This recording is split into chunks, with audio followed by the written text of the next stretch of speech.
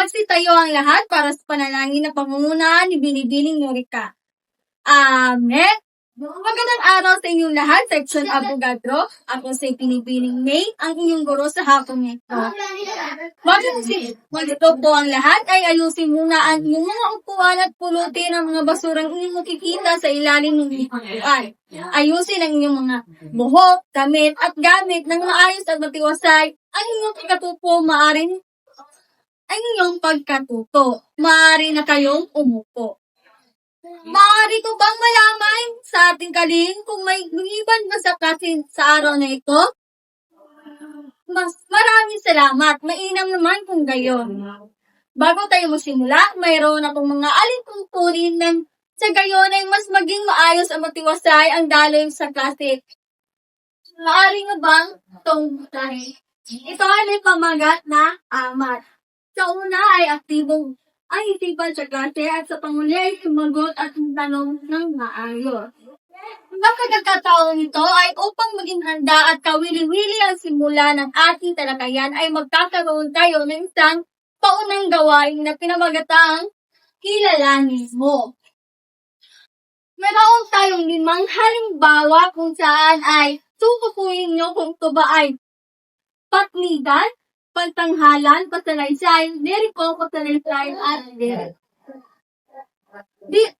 Bago yan ay papangkatin ko kayo sa 5 pangkat. Ang unang pangkat, 2 pangkat, pangatlong pangkat, pang-4 na pangkat, at pang-pangkat. Isulat ito sa malinis na papel. Bibigyan ko lamang kayo ng 2 minuto. Ayan. Simula na ang 2 minuto. Ayan, natapos na yung 2 minuto, maaari nyo na itong ipasa sa harapan. Alamin natin kung tama ba yung sagot sa unang numero. Ayan, tama. Sa pang-5, ayan, tama. Nagsiyahan ba kayo sa aking ginawa? Mainam naman. Ngayon, ano ang nakikita o mahihinuha sa inyong mga linyang nabasa? Tama. Ano ang mga uri ng tula? Tama. Napakahusay. Kung may nang nakinig kayo sa ating talakayan kahapon. Ngayon, sa pagkakataon ito, upang malaman kung ano ang dapat nating makamit sa talakayan na ito, ay narito ang ating layunin na iyong makikita. Maaari nyo lang itong batahin ng tahimik. Ayan, no? Ngayon, magkakaroon tayo muli ng gawain at bago yan, kung papangkat ko muna kayo, maaari nyo ba itong basahin? Ito ang ating gawain. Na pinamagatang gawin mo ako sa kaparihong pangkat ay gagawa kayo ng isang magbubuo kayo ng isang jumble word na binigyan ko lamang ng 5 segundo bawat item. At itulat ito sa isang kapas na papel. Ayan, no? Binigyan ko lamang kayo ng 5 segundo sa bawat item. Magsisimula na. Ayan, tapos na. Maaari na itong ipasa sa hangpan. Alamin natin kung tama ba yung sagot sa unang item? Tama. Sa pang-8 item? Tama. Magaling. Lahat ng yung binuo ay tama. Bigyan ng magaling clap. 1, 2, 3. Magaling, magaling, magaling. Ngayon, may napansin ba kayo sa mga salitang inyong binuo? Tama. Sa mga salitang inyong nabuo, na masasabi nyo bang parte ba rin ito ng tula? Tama. Sa inyong palagay, mahalaga ba at dapat bang isalang-alang ang mga ito kung tayo ay magsusulat ng isang tula? Tama, dahil mga salitang ito ay ang mga elemento ng tula. Ngayon, ang aking bansa ay ito ay elemento ng tula. Ngayon ay narito ang ating elemento ng tula. Una ay ang sungka. Ito ay sumunod sa bilang ng pantig ng bawat talugtod na bumubuo ng takbo. Ang pantig ay kumukukoy sa paraan ng pagbasa. Halimbawa na lang ito ng ta. Ito ay da. Ito ay may 2 pantig. Sunod naman ay ang takno. Ang tatlong ay isang buto sa loob ng isang tula na may dalawa o maraming linya. Ito ay may dalawang linya, tatlong linya, apat na linya, 5, 6, 7, at 8 linya. Sunod naman ay ang tugma. Ang tugma ay isa itong kasangian at tula na hindi angkin ng mga akdat at tiliyan. Sinasabing may tugma ang tula kapag ang huling pangkit ng huling salita ng bawat baliglod ay magkakita ng tutunog. Lubhas itong nakaganda sa pagligtas ng tula. Ito ang binigay sa tula ng angking pitong o indayog. Sunod naman ay meron tayong mga uri ng tugma. Una ay tugmang ganap o ang patinig. Pangalawa ay ang tugmang di ganap o ang katinig. Halimbawa na lang ito ay maghirap sumaya. Ang taong may sala.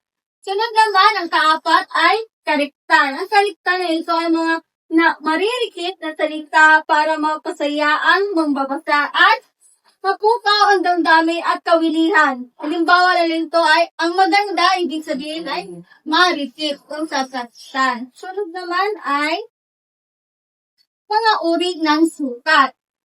Una ito ay wawaluhin. Halimbawa na ito ay isda ko sa marilis.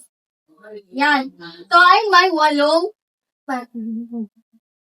Sunod naman ay lalabing dalawahin. Halimbawa nito ay ang laki sa layaw karaniwang hubad sa baik ang muli sa hatol ay kalat. Ito ay may naging 2. Sunod naman ay lalabing anim.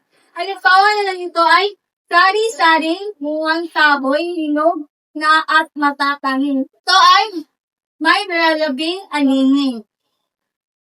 Ang pangapat ay may lalabing 8. Halimbawa na lang dito ay tumutubong mga palay, gulay, at maraming mga bagay. Ito ay may lalabing 8. Sunod, ang panglima ay ang talinghaga. Ang talinghaga ito ay pumupukoy ito nga di tiyak na pagpukoy ng mga bagay na binabanggit. Ang pang-anim naman ay ang anyo. Ito ay forma ng tula. Ang pang-7 ay tono. Ito ay pumupukoy sa damdamin na namamayani sa tula. At ang panghuli ay ang persona. Ito ay tumutukoy sa nagsasalita sa tula. Una ay 2 o 3 paunahan. Ayan, no? Ako ay may mga katanungan. Ano ang 8 elemento ng tula? Ayan. Ano ang sukat? Ano naman ang saklong at tugma? Ano naman ang kariktan at talinghaga? Ayan, no? Paano naman ang tono, anyo, at persona? Ayan! Maraming salamat sa inyong mga kasagutan. Talagang kayo nakinig at may natutunan sa ating talakay ngayong hapon ito. At dahil dyan, bigyan ang mga sarili ng isang magaling club. 1, 2, 3, magaling. At upang siguro na iyong kalaman ay mapapalawig pa, ay magkakaroon muli tayo ng isang gawain na pinamagatang punan mo. Sa parehong pangkat ay basahin ang tulang ito at suriin kung ito ba ay susuriin kung ano ang mga gamit ng elemento ang ginamit dito sa tulang ito. Gamit ang isa sa lahayan dito sa baba. Bibigyan ko kayo ng 5 minuto sa pagsagot. Ayan, magsisimula na ang ating 5 minuto. Ayan, at natapos na ang ating 5 minuto. Sa gawain ito ay ididikit na ang yung mga nagawa sa harapan ng ating minuto.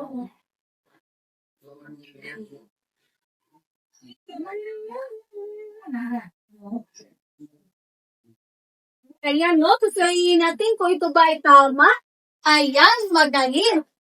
Ngunit nga, kayo ay nasisiyak akong nakita kung kayo naiintindihan ng lubusan ng ating talakay ngayong araw upang talagang malaman natin ang inyong kaalaman sa ating kaalaman, ating susukatin ito sa pamamagitan ng pagtataya.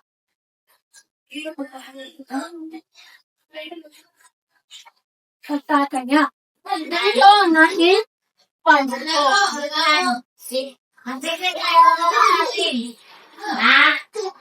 Bago yan ay, ngayon ayusin niyo muna ang inyong mga upuan at inyong upuan para magkaroon ng espasyo sa pagitan upang maiwasan ang anumang uri ng pangungukya. Kumuha na kalahating papel upang doon ninyo ilagay inyong kasagutan. Narito ang ating palusot sa ating pagtataya. Sumulat ng ulan na may 4 na parugtod at 3 taknong.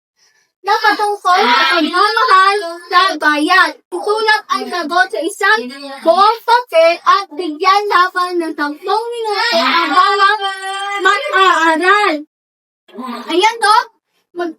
At narito ang aking pamantayan. At kayo ay magabayan. Ayan. Magsisimula na aking 10 minuto. Ayan no, at natapos na yung 10 minuto, itaas ang mga sagutang, itaas ang inyong mga sagutang papel. Ngayon, ipasa ito sa harapan. At ako na ang lamang magwawas ito, dito. Ipasa ito ng tahimik lamang. Ngayon, para hindi nyo makalimutan ang aking naging talakayan ngayong araw, ay magbibigay ako ng isang kantang aralin. Ito ay ipapasa bukas o maaaring yung punan ito ng disyatong, ngunit huwag kayong mag-alala sapagkat ipapasa ko ito sa ating gupsa.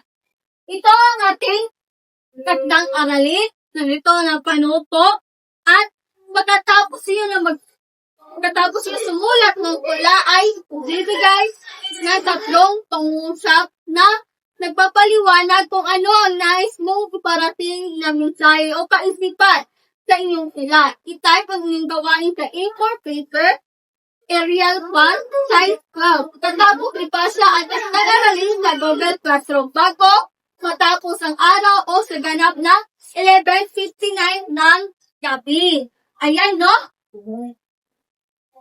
Ayan, at natapos na nating talakayan ngayong araw ay maraming salamat sa inyong pakikinig. Naway hindi nyo makalimutan ang ating natalakay ngayong araw. Paalam sa inyong lahat, Seksyon Abogadro. Paalam!